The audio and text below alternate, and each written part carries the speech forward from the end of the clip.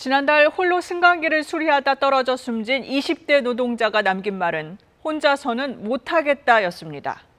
사고 뒤에 중대재해법을 위반한 건지 수사가 시작됐는데 그럼 현장에서 일하는 여건은 달라졌을까요? 황다혜 기자가 취재했습니다. 20년 경력의 승강기 수리기사 김모 씨. 장비를 짊어지고 홀로 작업 현장으로 향합니다. 가방이 10kg에서 15kg. 한 층씩 내려갈 때마다 온몸이 덜컹거립니다. 각 층의 도화 개폐 장치에 대한 이상 유무를 점검하면서 컴컴한 통로에서 의지할 거라곤 안전벨트와 안전봉뿐.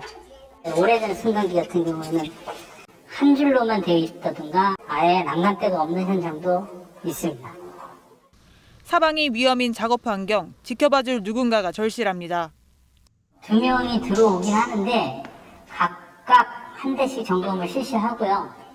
고장 수리 때는 혼자 장비를 옮기면서 사고 원인을 찾아 수리하고 민원도 받아야 합니다. 점검 작업 중에도 고장 신고가 들어오면 다른 승강기로 이동해 꼭대기층에 있는 기계실부터 방문해야 합니다. 20층으로 걸어오는데 걸릴 시간만 10여 분. 그만큼 업무 강도는 늘어나는 겁니다. 할당량을 채우려면 눈으로만 점검해야 하는 날도 있습니다. 1인이 안에서 대기를 하고 있고 수동 운전으로 해서 내린 다음에 또 한 명이. 근데 지금 한 명밖에 없는데 그럼 어떻게? 일단은 오늘은 유관 점검으로. 이 업체에선 지난달 20대 노동자가 홀로 승강기를 수리하다 숨졌습니다. 경찰은 업체를 압수수색하고 고용노동부는 중대재해처벌법 위반 여부를 수사하고 있습니다. 하지만 아직도 현장에선 노동자들이 나홀로 작업을 이어가고 있습니다. KBS 뉴스 황다혜입니다.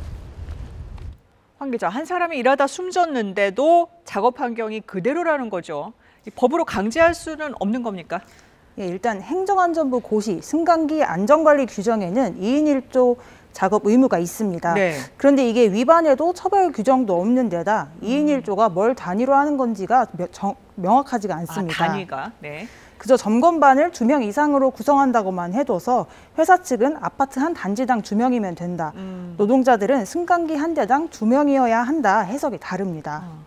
승강기 한 대, 그리고 아파트 단지 한 곳, 이건 차이가 굉장히 큰데요. 행정안전부에서는 뭐가 맞다고 얘기합니까? 한마디로 입장이 없습니다. KBS가 행안부에 질의했을 때 네. 승강기 2인 1조 작업 범위에 대해서 사회적 합의가 필요하다는 답이 돌아왔습니다.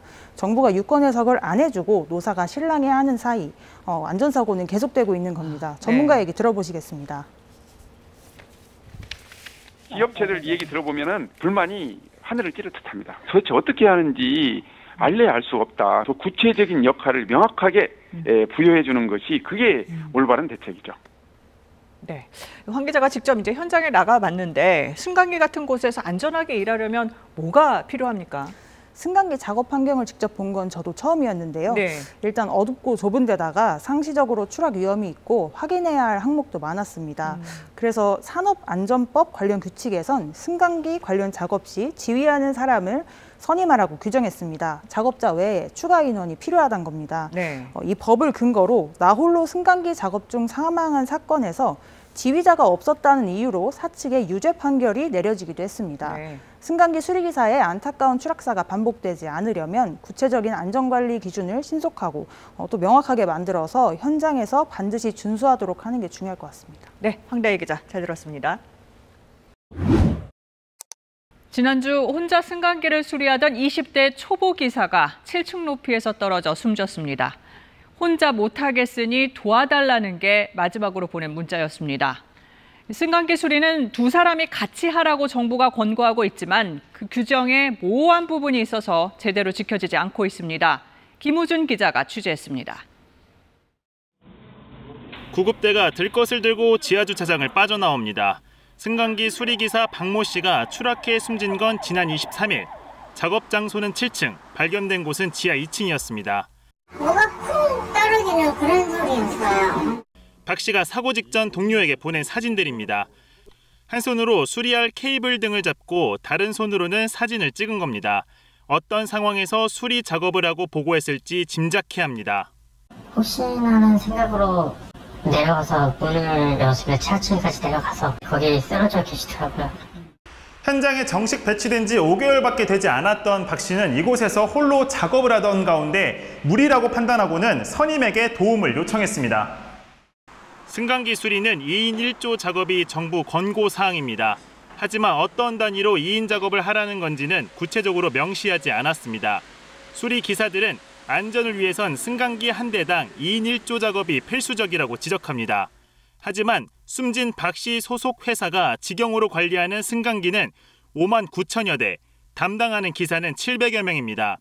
2인이 한 조로 움직이면 한 조가 160여 대가량을 관리해야 해 감당할 수 없는 작업량이라는 겁니다.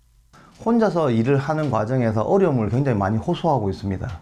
그래서 이번 같은 경우에 만약에 둘이서 일을 했다고 하면 이에 대해 사측은 명확한 규정이 없는 만큼 아파트 단지 등 현장 단위로 2명이 투입되면 된다고 해석하고 있습니다. 지난 4월 열린 노사회의에서 사측 관계자가 2인 투입 원칙이 과도하게 해석된 것, 잘못된 인식이며 1인이 더 안전할 수도 있다고 말했다는 주장도 나왔습니다. 법령 준수 안전 매뉴얼이 있고 거기에 대해서 교육을 진행하고 있습니다.